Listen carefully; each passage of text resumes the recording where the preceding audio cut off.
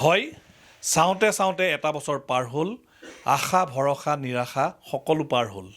আৰু আজিৰে পৰা আৰম্ভ হৈছে এটা নতুন বছৰ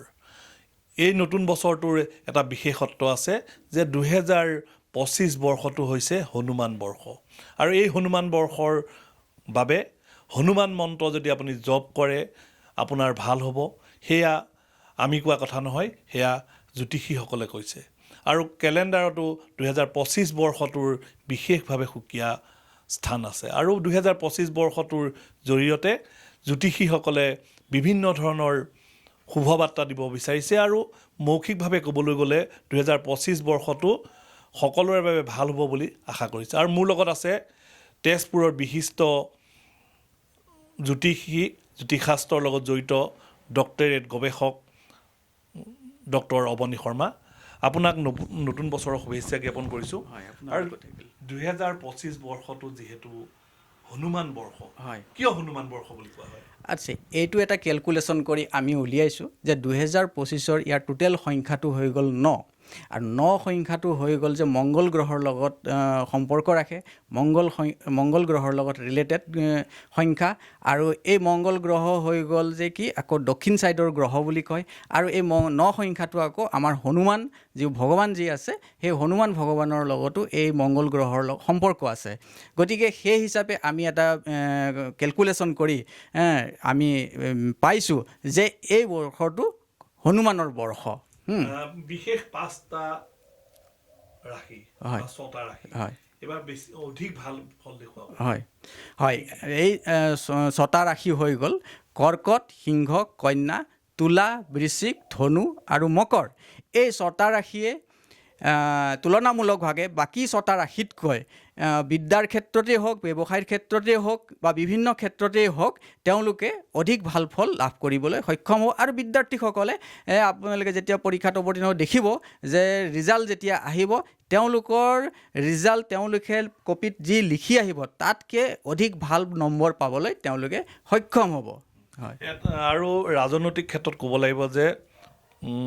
হিমন্ত বিশ্ব শৰ্মা অখিল গগৈ বা যিখিনি নেতা আছে তেখেতসকলৰ প্ৰায়সকলৰে এই 5টা ৰাশিৰ ভিতৰতে সীমাবদ্ধতা কিন্তু ৰাজনৈতিক ক্ষেত্ৰত কেনেকুৱা হ'ব সকলোৰে ভাল হ'ব নেকি ৰাজনৈতিক ক্ষেত্ৰত সকলোৰে ভাল নহয় যেনেকৈ হিমন্ত বিশ্ব শৰ্মাৰ মই কথা ক'লোঁ তেখেতৰ ৰাশি হৈ গ'ল কৰ্কট মই কৈছিলোঁ যে কৰ্কট সিংহ কৰ্কট ৰাশি হৈ গ'ল যে কি এই বৰ্ষটো মংগল গ্ৰহৰ লগত খুব ভাল এটা সম্পৰ্ক থাকে তাৰমানে কৰ্কট ৰাশিৰ অধিপতি গ্ৰহ আৰু আমাৰ এই বৰ্ষৰ যিটো অধিপতি গ্ৰহ মংগল গতিকে মংগল আৰু চন্দ্ৰৰ মাজত খুব এটা লক্ষ্মী যুগ ক্ৰিয়েট হয় চন্দ্ৰ আৰু মংগল যদি জ্যোতিষশাস্ত্ৰত কৈছে চন্দ্ৰ আৰু মংগল যদি একেলগে মিলিত হয় তেতিয়া এটা লক্ষ্মী যুগ হয় আৰু লক্ষ্মীয়ে দিব নোৱাৰা বস্তু এই পৃথিৱীত নাই বুলিয়ে ক'ব পাৰি গতিকে তেখেতক এই বৰ্ষটোক আগতকৈ এই বৰ্ষটোত তেওঁ মানে অধিক আৰু বহুত ভাল ফল পাব আৰু বহুত কিবা কিবি তেওঁ পাব আৰু ৰাইজৰ তেওঁৰ অন্তৰৰ মাজত মানুহৰ অন্তৰৰ মাজত তেওঁ বেছিকৈ আৰু সোমাই যাবলৈ পাৰিব দেখা গৈছে যে আগন্তুক পঞ্চায়ত নিৰ্বাচন আহি আছে পঞ্চায়ত নিৰ্বাচনটো যিহেতু বিজেপি দল বা হিমন্ত বিশ্ব শৰ্মাৰ নেতৃত্বত হ'ব সেই বিজেপিয়ে এবাৰ আগতকৈ ভাল ফল দেখুৱাব নেকি নিশ্চয় আগতকৈ ক'লোঁ মই যে এই বৰ্ষটো যিহেতুকে হনুমান বৰ্ষ আৰু যিহেতুকে আমাৰ এই বিজেপিৰ আমাৰ মুৰব্বী হিচাপে ডক্টৰ হিমন্ত বিশ্ব শৰ্মা ডাঙৰীয়াই যিহেতুকে এই বিজেপি দলটোৰ নেতৃত্ব দি আছে আৰু তেওঁ অসমৰ যিহেতুকে মুখ্যমন্ত্ৰী হৈ আছে তেওঁৰ নেতৃত্বত কাৰণ নেতৃত্ব যেনেকৈ ঘৰৰ এজন মূল মানুহৰ প্ৰভাৱ সকলোৰে ওপৰত পৰে গতিকে এই প্ৰশাসনৰ যিহেতুকে তেওঁ বিজেপিৰ অসমৰ নেতৃত্ব তেওঁ মুখ্যমন্ত্ৰী হৈ আছে গতিকে তেওঁৰ প্ৰভাৱ সকলো নেতাৰ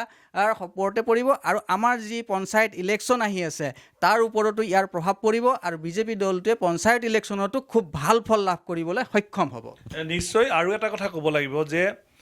জ্যোতিষ বিজ্ঞান আৰু বৰ্তমান জ্যোতিষশাস্ত্ৰ বিজ্ঞানলৈ পৰিণত হৈছে আৰু 2025 বৰ্ষটোৰ যি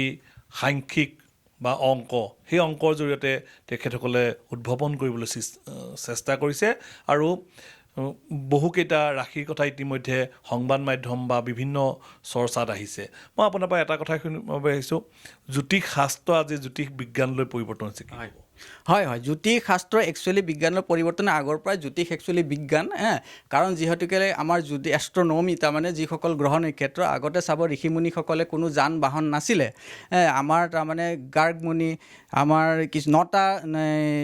ঋষিমুনিসকলে আমাৰ জ্যোতিষ শাস্ত্ৰটো আৱিষ্কাৰ কৰিছিল ইয়াৰে পিতামহ বুলি কয় ভৃগু মুনিক আমাৰ পিতামহ বুলি কয় তেওঁলোকে কোনো যান বাহন নথকাকৈ ইয়াতে পৃথিৱীতে বহি পেলাই গ্ৰহ নক্ষত্ৰবিলাক আৱিষ্কাৰ কৰিছিল ইয়াৰ গতিধাৰা কোনটো গতিৰ কোনটো গ্ৰহৰ কেনেকুৱা স্পীড থাকিব কেনেকুৱা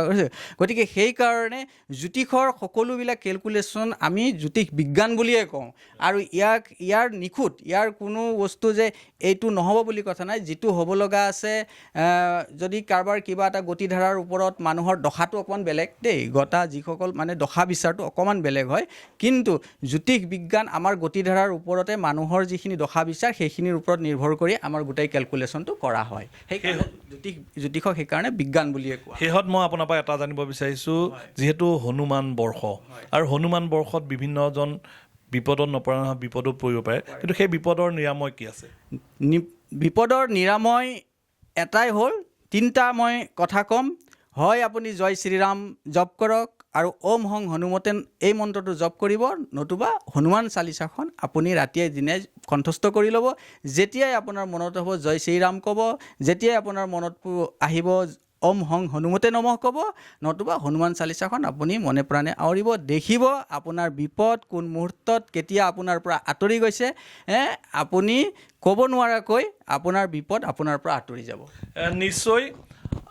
এই 2025 বৰ্ষটো যিহেতু হনুমানৰ বৰ্ষ হনুমান চালিচা পঢ়ক বা হনুমান জপ কৰক আৰু শ্ৰীৰামচন্দ্ৰ নাম উচ্চাৰণ কৰিলে আপুনি নিৰাময় পাব আৰু আজিৰ এই মুহূৰ্তত এটা কথাই ক'ব লাগিব যে নতুন বছৰ বা 2025 বৰ্ষটোত যাতে কাৰো নঘটক সকলোৰে যাতে ভাল হওক তাৰ কামনা কৰিছে আৰু তেওঁ লগতে এটা কথা কৈছে যে বিপদ আহিলেই হনুমান চালিচা পঢ়ক বা হনুমানক মন্ত্ৰ জপ কৰক আৰু শ্ৰীৰামচন্দ্ৰ উচ্চাৰণ কৰিলে নিৰাময় পাব পাৰিব ই নিশ্চয় এক শুভ লক্ষণ আজিৰ এই প্ৰথম দিনটোতে এই বাৰ্তাই সকলোকে আকৰ্ষিত কৰিব